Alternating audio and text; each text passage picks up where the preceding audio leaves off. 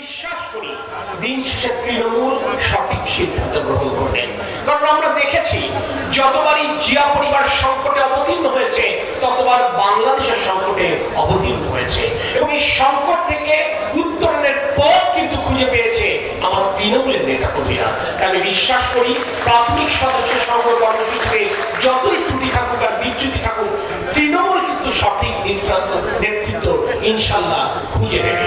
এবং আমার আহ্বান থাকবে যারা আগামী কাউন্সিলে সভাপতি, সাধারণ সম্পাদক কিংবা সাংগঠনিক সম্পাদক পদে নির্বাচিত হবেন, তারা যখন পূর্ণাঙ্গ 101 সদস্য বিশিষ্ট কমিটি তৈরি করবেন, তারা একান্তই বিগত 16 বছর ফ্যাসিবাদ বিরোধী আন্দোলনে যারা রাজপথে ছিলেন, যারা আওয়ামী লীগের দ্বারা অত্যাচারিত হয়েছেন, নিপীড়িত হয়েছেন, তাদেরকে নিয়েই পূর্ণাঙ্গ কমিটি করবেন। প্রিয় ভাই বোনেরা, আজ বাংলাদেশের রাজনীতিতে আমরা মাঝে মাঝে নিকশ কালো মেঘ দেখি। যদি আমরা বিশ্বাস করতে চাই এবং আমরা মনে করি বাংলাদেশের সরকারের অন্তর্বর্তীকালীন সরকারের প্রধান প্রফেসর ডক্টর ইউনূসের সাথে আমাদের প্রিয় নেতা তারেক রহমানের বৈঠকের পর বাংলাদেশের রাজনীতির কালো মেঘ অনেকটাই কেটে গেছে।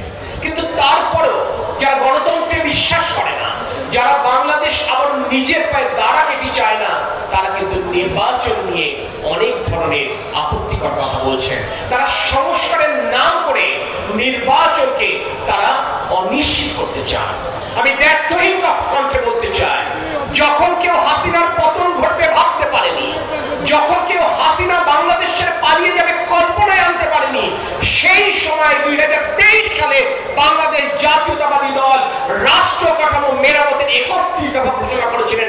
এর চাইতে বড় সংস্কার কর্মসূচি আর আজ পর্যন্ত এমনকি অন্তর্বর্তীকালীন সরকার উপস্থাপন করতে পারে। আজকে 5ই আগস্টের গণ অভ্যুত্থানের পর আমরা রাতারাতি কেউ কেউ ভালো হবার চেষ্টা করছি। আমি বলবো সেই সমস্ত রাজনৈতিক দল ভালো সাজবার চেষ্টা করছেন, ভালো সাজবার চেষ্টা করছেন বলে তারা চটকদার কথা বলে জনগণকে বিভ্রান্ত করবার চেষ্টা করছেন। যদি প্রকৃতই গণতন্ত্রে বিশ্বাস করতে, যদি প্রকৃতই মনে করেন শেখ হাসিনার হাতে বাংলাদেশের সংবিধান তছনছ হয়ে গেছে, বাংলাদেশ রাষ্ট্র কাঠামো ভেঙে চুরমার হয়ে গেছে, এই রাষ্ট্রকে নতুন করে গড়বার প্রয়োজন, তাহলে শেখ হাসিনার জামানায় আপনারা রাষ্ট্র মেরামতের রূপরেখা উপস্থাপন করতে পারবেন। সেটি কিন্তু আপনারা পারেননি। আমি সেই কারণে বলবো, অন্য রাজনৈতিক দলের মতো আমি অন্য কাউকে সমালোচনা করতে চাই না, কারণ এটি আওয়ামী লীগের শেখানো কালচার, আওয়ামী লীগের সংস্কৃতি আমরা এই ফ্যাসিবাদ পতনের পরে ধারণ করতে পারি না। যদিও আমি জানি যে রাজনৈতিক দল বেহেশতের টিকিটের সাথে স্বর্গের টিকিটও দিচ্ছে, কিংবা যে নবীন রাজনৈতিক দল এখন নতুন বন্দোবস্তের কথা বলে ওই ফ্যাসিবাদী আচরণ নিজেরা ধারণ করছেন, তারা কি করবেন না তারা কি বলবেন সেটি একান্ত তাদের ব্যাপার। আমি আপনাদেরকে একটি কথা বলতে চাই, তারা কি বলছে আর তারা কি করছে এটা নিয়ে বিচলিত হবার প্রয়োজন নেই। আপনারা 31 দফা, আমাদের দল ঘোষিত 31 দফা আপনাদের কাছে রয়েছে। আপনাদের দায়িত্ব হচ্ছে সাধারণ মানুষের দোরগোড়ায় পৌঁছে এই 31 দফা তার হাতে তুলে দেওয়া। যে যুবকদের কাছে আপনাকে 31 দফা যে যুবকদের কর্মসংস্থানের কথা বলা হয়েছে সেই কথাটি আপনাকে তুলে ধরতে হবে। মা বোনদের কাছে দিয়ে যেভাবে আমরা পারিবারিক মহিলাদের জন্য, প্রতিটি পরিবারের জন্য ফ্যামিলি কার্ড চালু করব আমরা এবং মহিলাদের আত্মকর্মসংস্থানের সুযোগ অবারিত করব, সেই কথাটি আপনাদেরকে তুলে ধরতে হবে।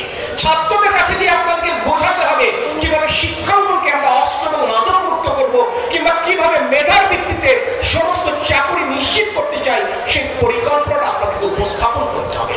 শ্রমিক ভাইদের কাছে দিয়ে আপনাদেরকে বলতে হবে আমরা কিভাবে শ্রমিকদের ন্যায্য মজুরি নিশ্চিত করব, যে কথাটি 31 দফায় উল্লেখ করা হয়েছে।